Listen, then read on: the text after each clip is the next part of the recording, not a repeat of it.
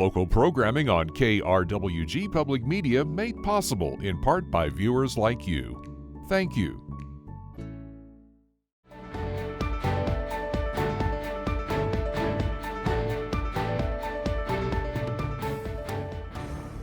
Welcome to Your Legislators. I'm your host, Jonny Coker.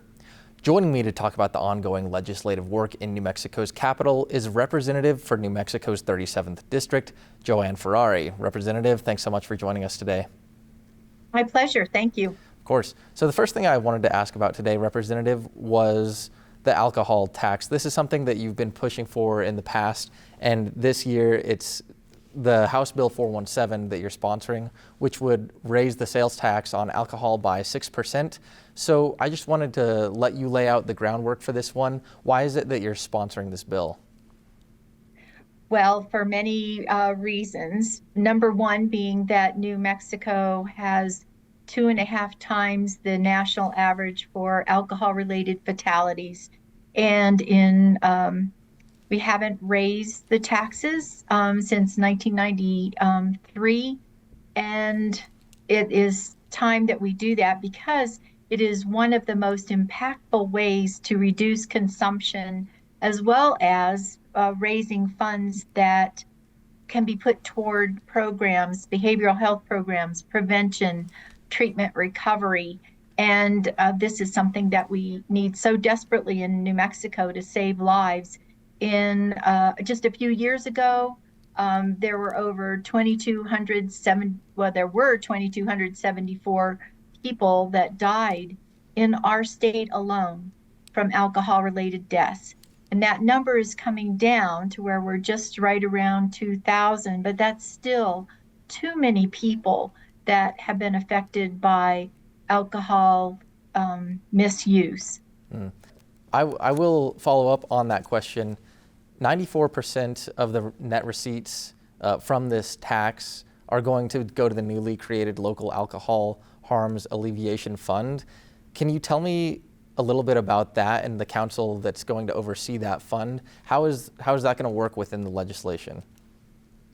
Well, actually, what we already have is the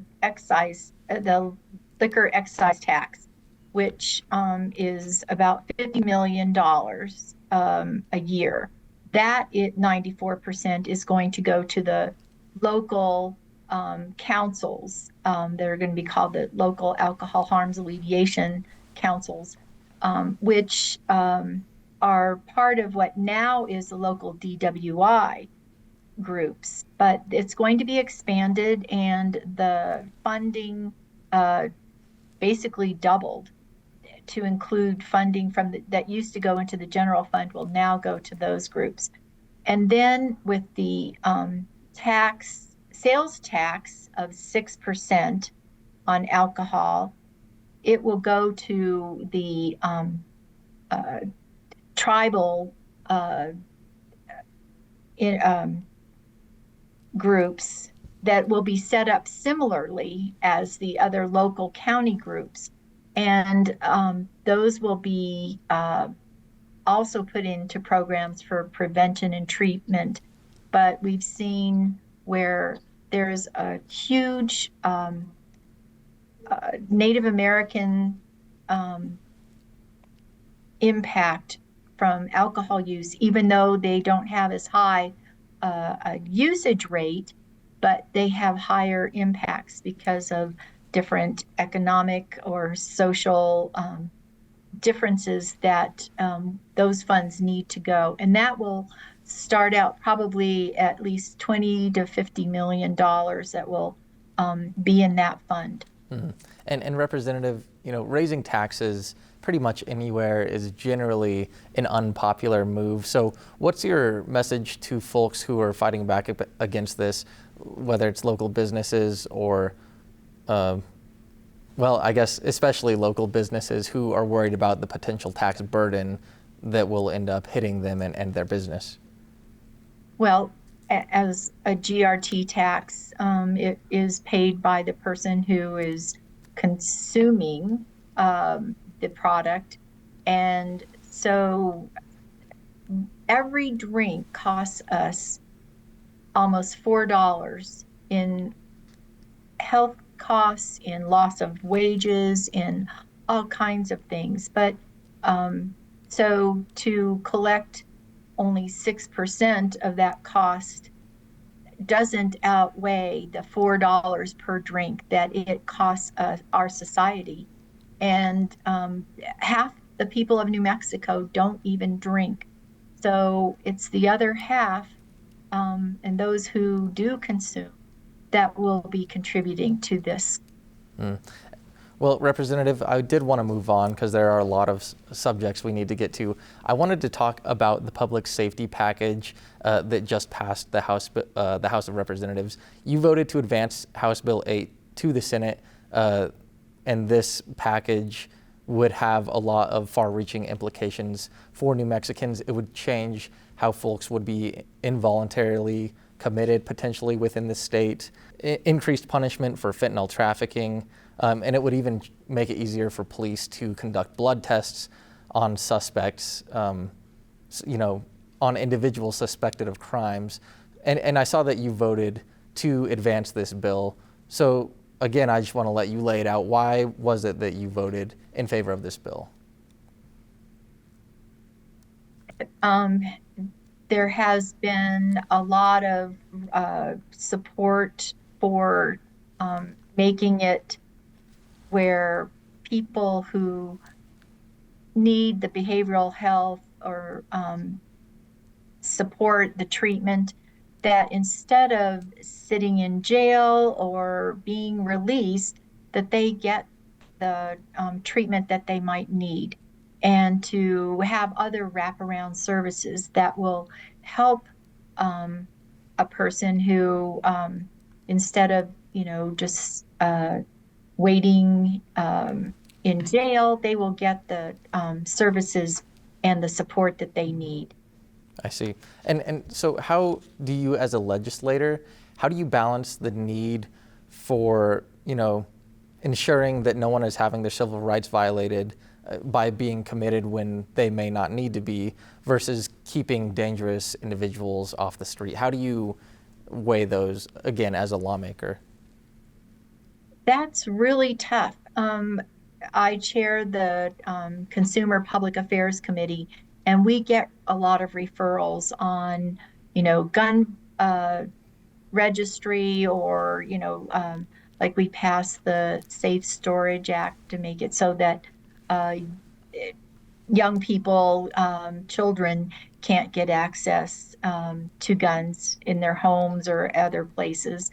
All of these things we weigh heavily the differences between the rights of protection of our citizens, as well as the right of the person to have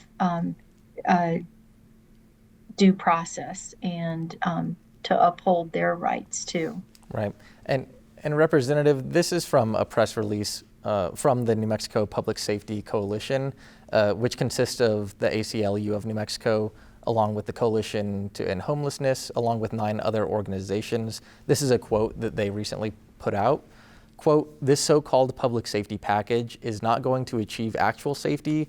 It will only create new crimes, lengthen sentences, and use the criminal legal system to force people into psychiatric facilities that have yet to be built." So I just wanted to know, what is your response to that statement? Do you feel like enough is being considered when it comes to moving this legislation along in the correct manner? Well, penalizing people is not one of our goals. It is just to make sure that we don't have like certain gun application things that can make them so that they can't have rapid fire. And that was included in the bill to not have that available.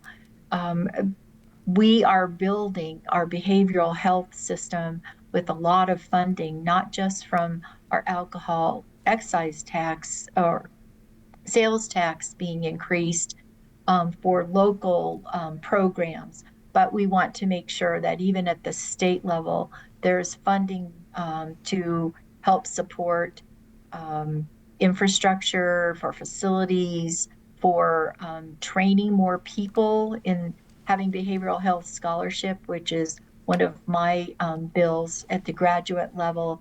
And so these are all things that we're working on together, and to make sure that these will be effective measures that we're taking. And Representative, you do mention, bringing in more mental health resources, and New Mexico, does have somewhat of a lack of those type of resources. Along with this public safety legislation, how is the state going to expand things like competency evaluations and assisted outpatient treatment for those that need it, especially in light of this public safety package moving through the state government?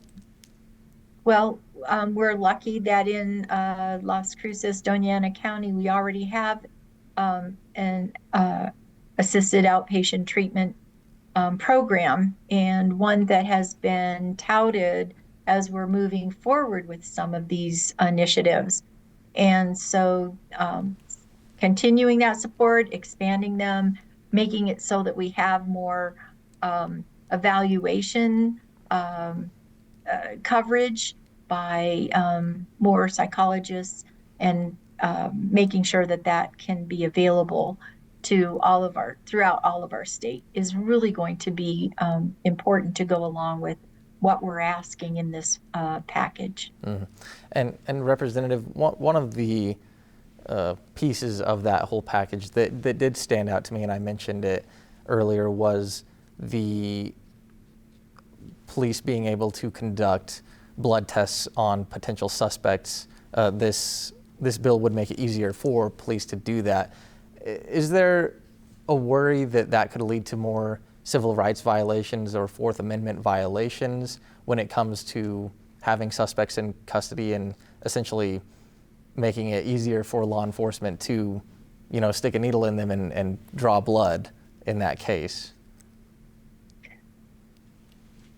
This has been part of our DWI, going through the process. If someone refuses an alcohol breath test, and now that we have so many other drugs and not as many drug recognition experts as we need across the state, we were considerate of not including cannabis because it stays in your system for so long.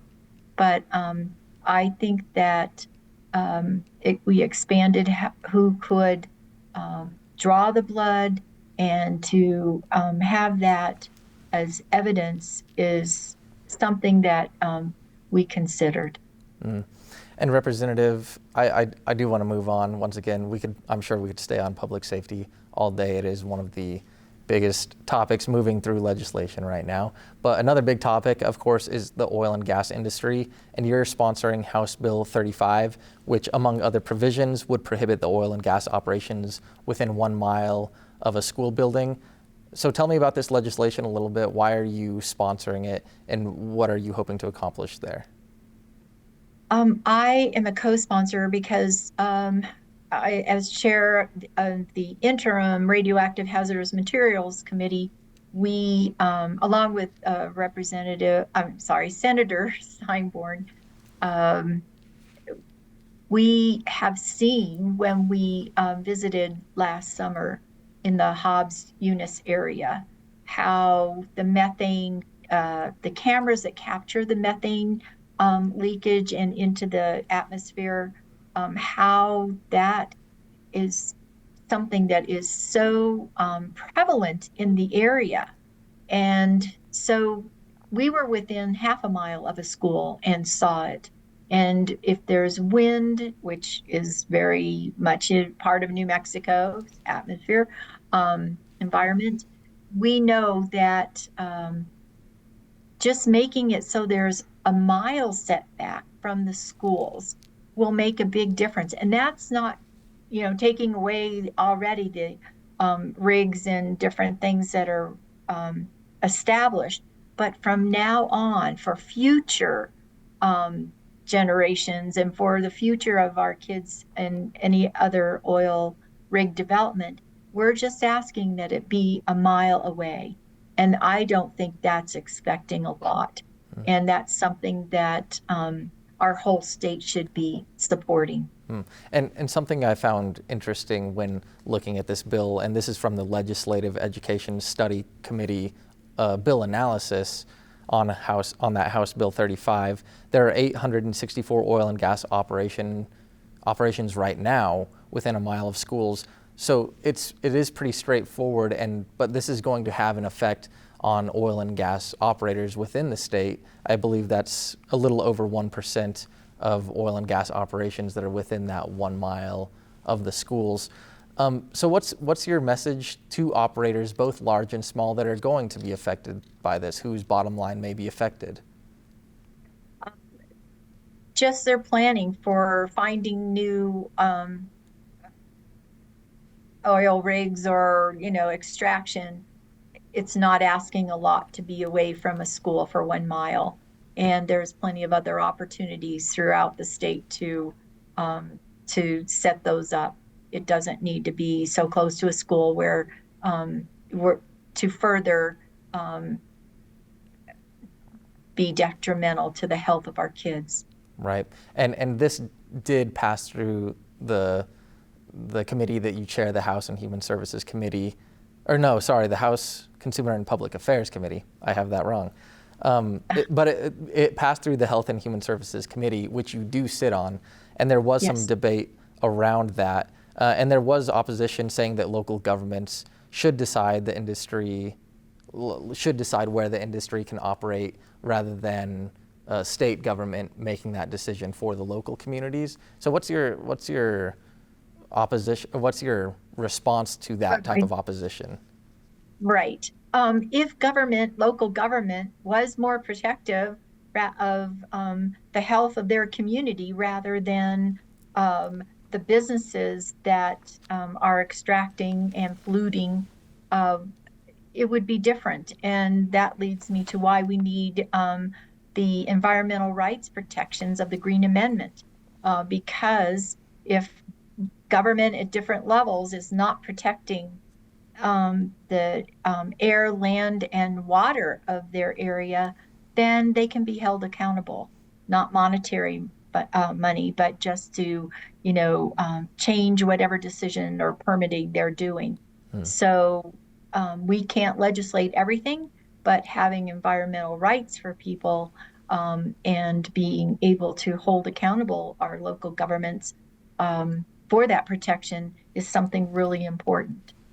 And Representative, moving on, I wanted to ask about some other bills that you're sponsoring. It's kind of in line with what we were just talking about the environment, but it's the PFAS bill that you're sponsoring. It's House Bill 212, which would essentially prohibit the forever chemicals in consumer products. And there have been a few states to do this, including Maine and California. But why is it now time for New Mexico to move on this legislation?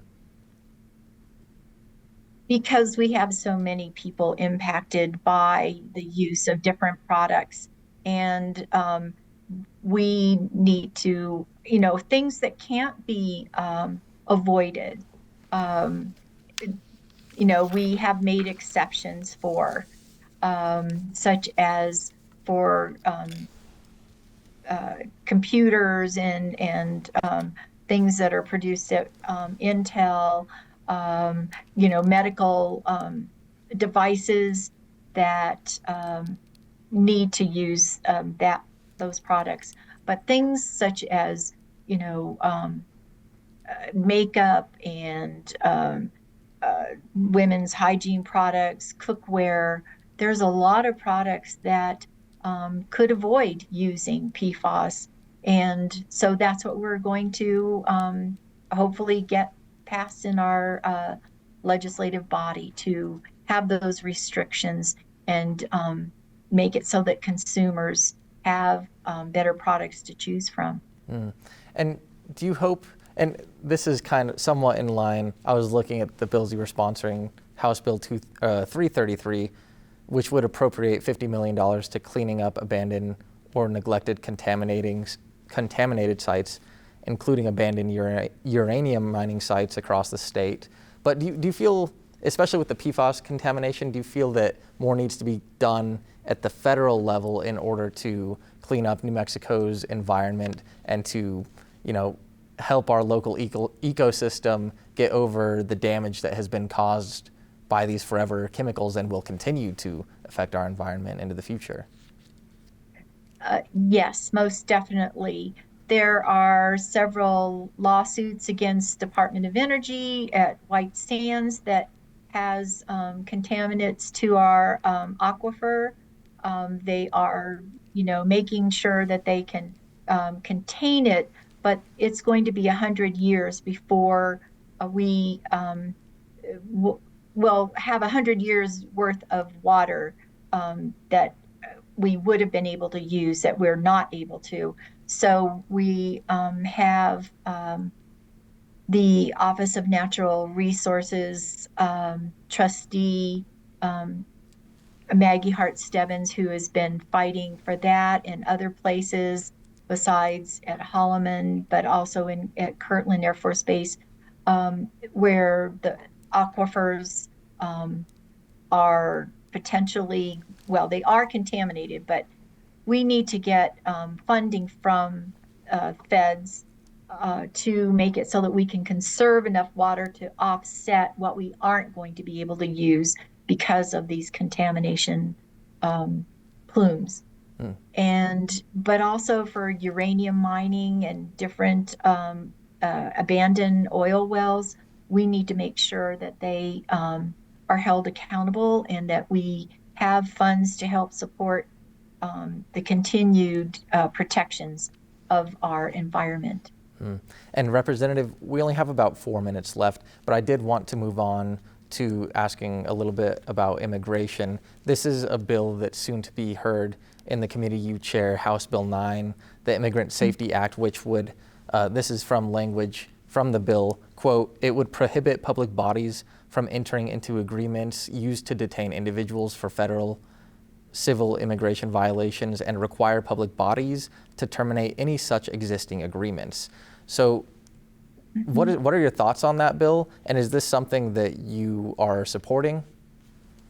Yes, I'm supporting most definitely. We need to make sure that we aren't using our, detention centers that are already in place or build new ones to make sure that we aren't contributing to what we need, a better pathway for people to be able to immigrate to our country, and to have people detained in facilities such as prisons is just egregious. And we need to make sure that we avoid that in our state and don't contribute to it, and also to make sure that our enforcement is not included in cooperating with ICE. And Representative, one of President Donald Trump's executive orders calls for, quote, sanctuary jurisdictions do not receive access to federal funds. What is your response to that? And do you expect New Mexico to be targeted by this executive order? Is this something that is being prepared for? I hope not, because New Mexico does depend on a lot of federal funding for support in a lot of different areas.